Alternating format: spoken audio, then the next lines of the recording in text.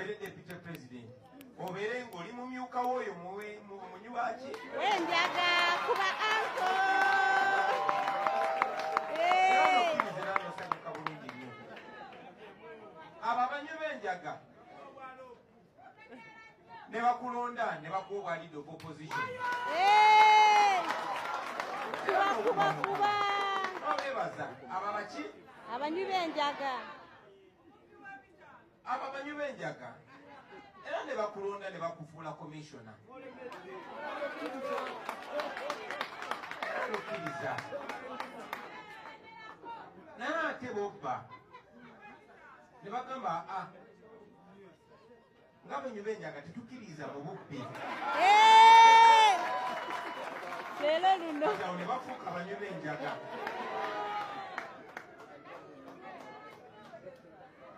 nandibagambye musomese abaana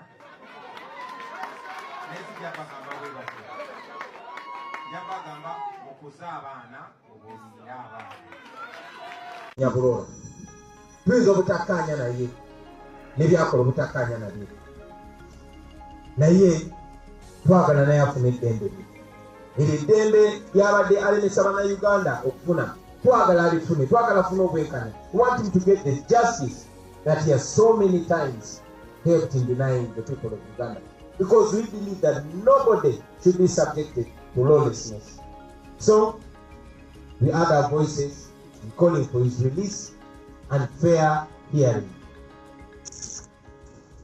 About the evictions in Lubigi, many of you have seen our people displaced in Lubigi, in Nansana, in Abweru, and many other places.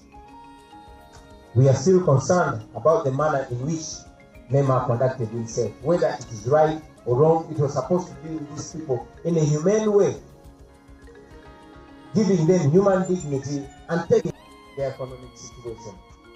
Bagenze ne basengula ebikumi n'ebikumi by'abantu, families nyingi tebalina we basula, tebalina we basaluka, abamu nga balina n'abaana bato. NEMA kyonna kyonna kyegenderera oba ntuufu mu bigendererwa byayo oba nkyamu kiri clear nti enkola gye yakozeemu ebintu bino gyawadde ekitiibwa bulamu bw'abantu teyatunuulidde na nyingiza y'abantu. Twawulidde tebalina n'enteekateeka okusenda abantu abalala bangi newankubadde ate ze factories eziri mu ntobazi ne zi petrol station eziri mu ntobazi tezikwatibwako kubanga z'abakungu mu gavumenti. Naye era tumanyi nti ebyo bye bimu ku bigenda okuleetera bannayuganda okumanya nti tewali agenda balwanirira okugjako bo kennyini. I want to speak on the grand corruption and theft at Parliament. Scandals have continued to unfold in Parliament recently, including 3 regime MPs that were charged for corruption. Apparently, they were asking the Uganda Human Rights Commission for a kickback before they passed the budget of the commission.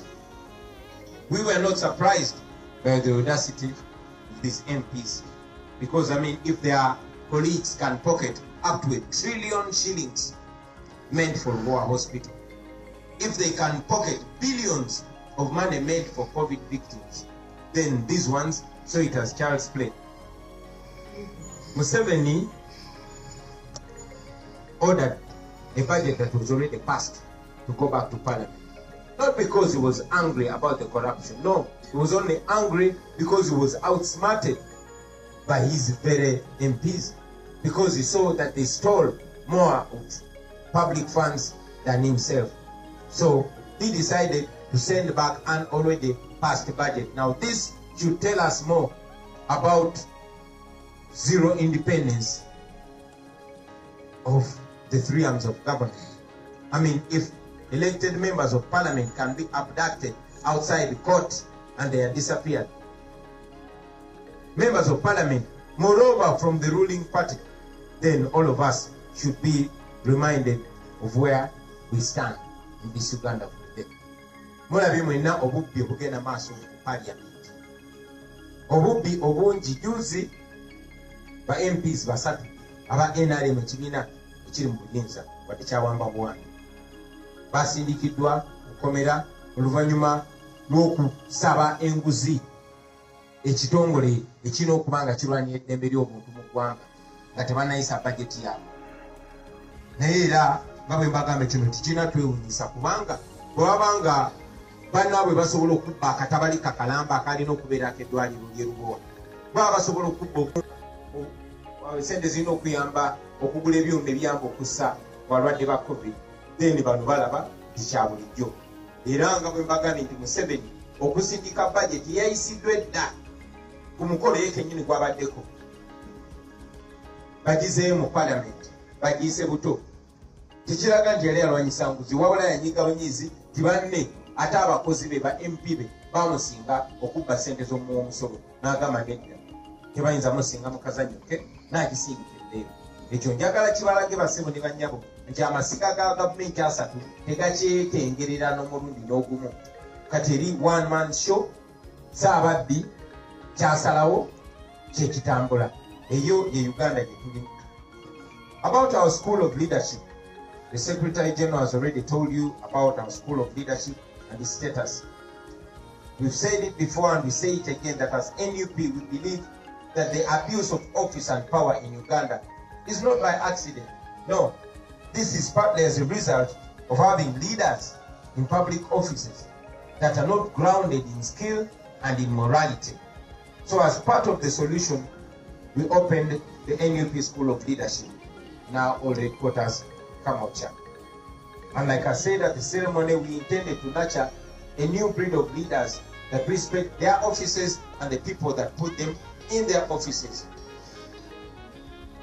Of course, police has summoned us to apparently explain what we teach in that school. Twakulawo essomero lino kubanga twamanya nti waliwo obuzibu mu bukulembeze bwaffe. Ekyokubeera nti tulina abakulembeze abataasa kitiibwa mu ofiisi zaabwe, abazikozesa obubi, abakozesa obubi obuyinza.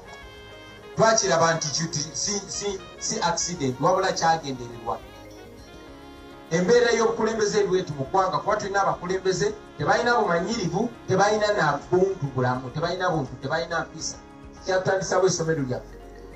Tuteekewo abakulembeze abapya, omukijjo gw'abakulembeze n'okwewala okubba ebitaano bumanyirivu naye nga balina n'empisa ezaabateekebwamu ezaabayigirizibwa, morality mu bukulembeze. Naye era nga bwe mwalabye kati batuyise mbu tubannyonnyole essomero lyaffe lisomesa ki.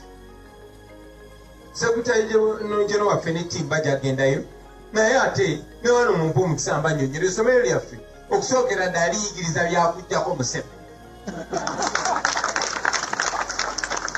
Ekyokubiri tetukoma awo, wabula twagala tuyigirize bannayuganda ekyokuzzaako nga tumaze okuggyako dictator.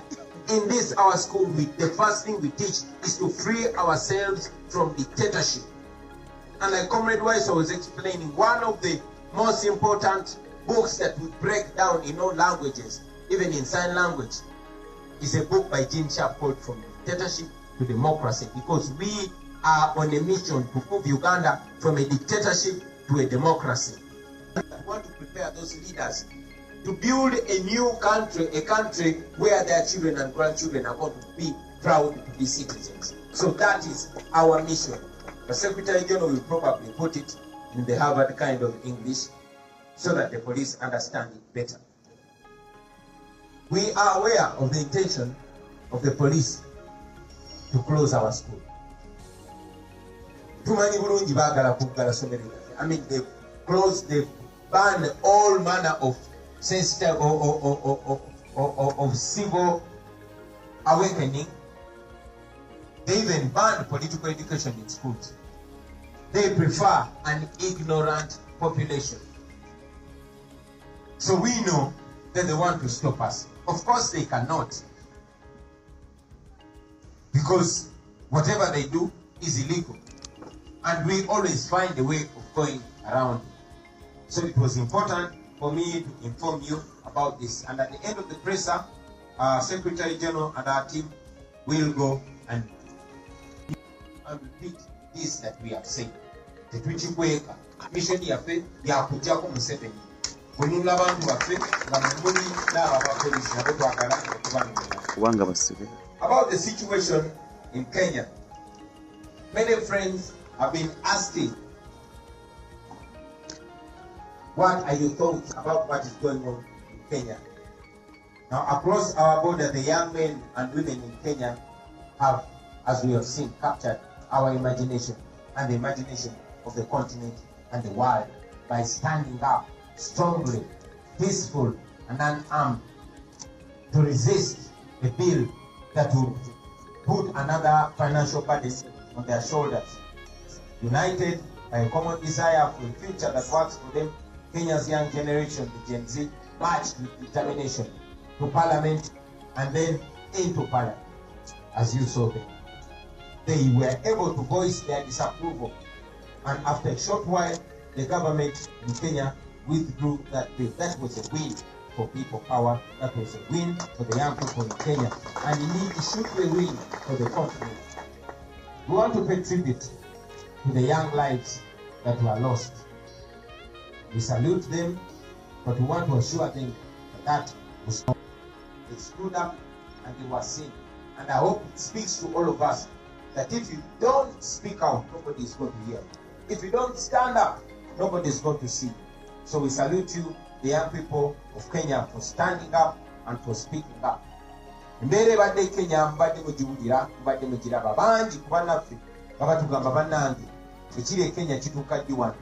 Ekyo nange kye mbabuuza, mukola ddi eky'e Kenya bantu?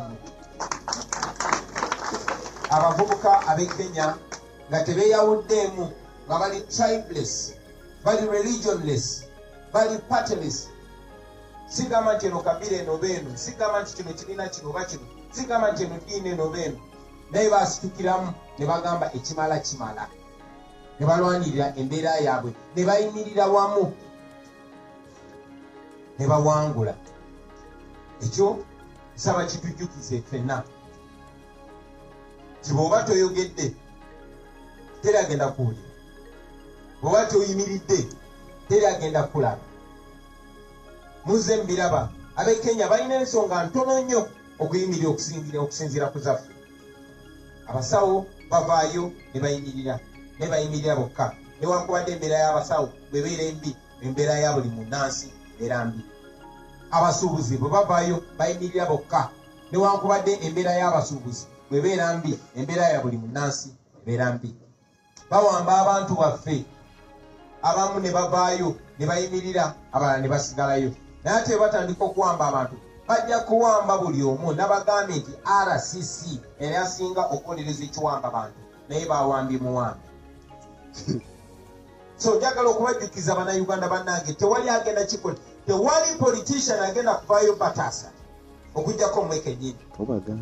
Tewali munaddiini agenda kuvaayo bataasa, oba mukulembeze wa nnono, oba muntu yenna agenda kuvaayo bataasa okujjako mmwe kennyini.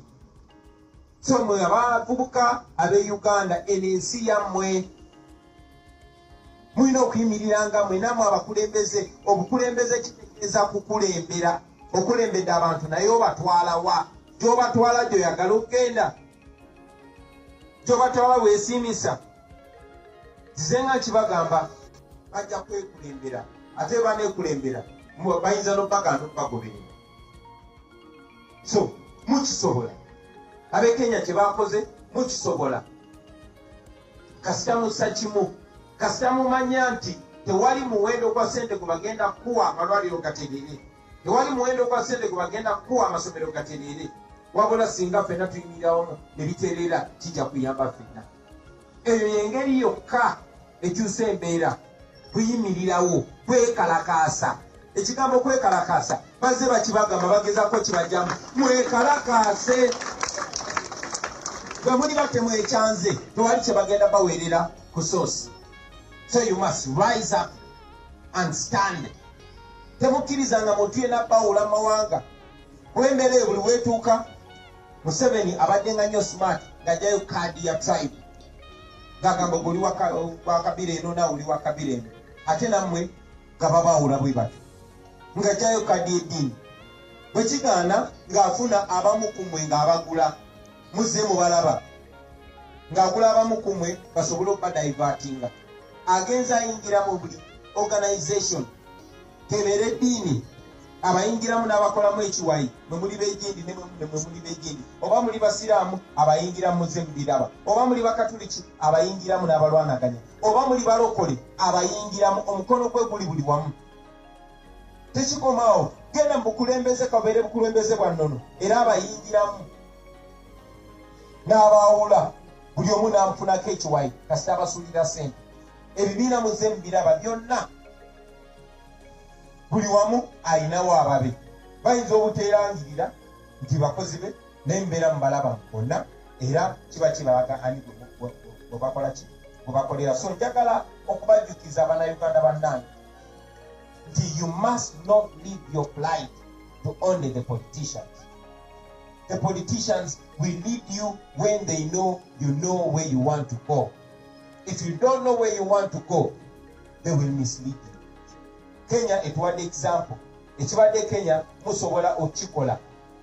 Temwewuunya lwaki badeployinza amagye wano wonna wonna kubanga batya. Ne kati ate abantu abatya mwe muganya obakangamu.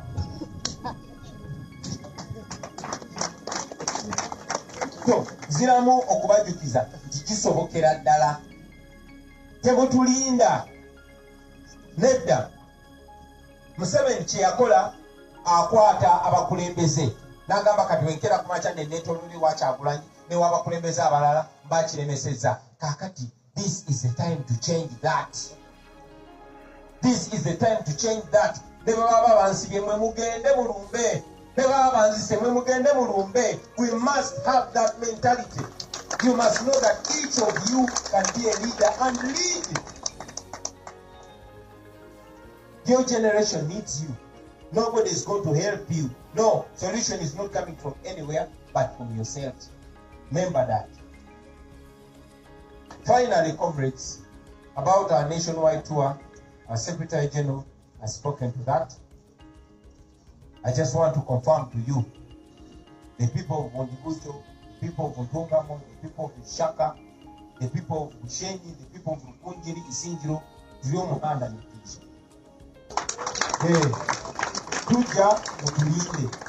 Finally, I want to appreciate all of you comrades, the leaders that have kept the momentum going, the comrades that have not stopped demanding for our missing and our detained brothers and sisters. Those that have demanded for the political prisoners, please don't stop. I'm aware that even today as we speak, many frustrated families have been conscripted to go to Museveni. Some of our comrades have been paid to go and demand and claim that actually they've been telling lies about their torture. Some are paid to even lie that NUP is the one that abducts them. I salute those of you that have stayed on the coast and are staying on the coast constantly. Let's keep the families of the missing comrades in our prayers, and whenever we can, let us visit them, let us give them confidence. The children, the widows, I salute all of you friends that are helping us pay school fees for the families, the children of the missing and killed comrades. Please don't stop. Most importantly, comrades, we must never ever stop. We must never say die. We must never give up. Let us keep pushing, because soon and very soon we are going to be free. What the Kenyans achieved, we can achieve and much more. Freedom comes to those who fight, not to those who cry. Because the more you cry, the more your people let you die. But if you stand firm, if you rise and demand for your rights, you will get your rights.